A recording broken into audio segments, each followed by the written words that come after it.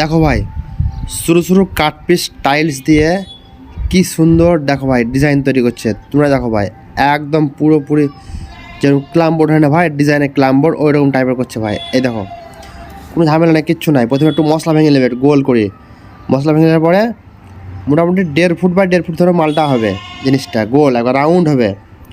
তো দেখো, প্রথমে টাইলসকে শুরু শুরু করে কেটেছে, ব্ল্যাক কালার, সাদা কালার দিয়ে কেটে কেটে কেটে কেটে কেটে কেটে মালটা সাইড রেখেছে। নিয়ে দেখো, মশলা ভাঙার পরে কী করবে, ঘরটি হালকা ঘোলা দিচ্ছে।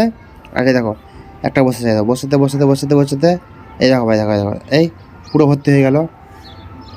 এই দেখো, এবারে হোয়াইট সিমেন্ট দিয়ে ভালো করে প্যাকিং করে একবারে কাজটা যা হচ্ছে বুঝলে ভাই, চকচক করছে ভাই, চকচক করছে।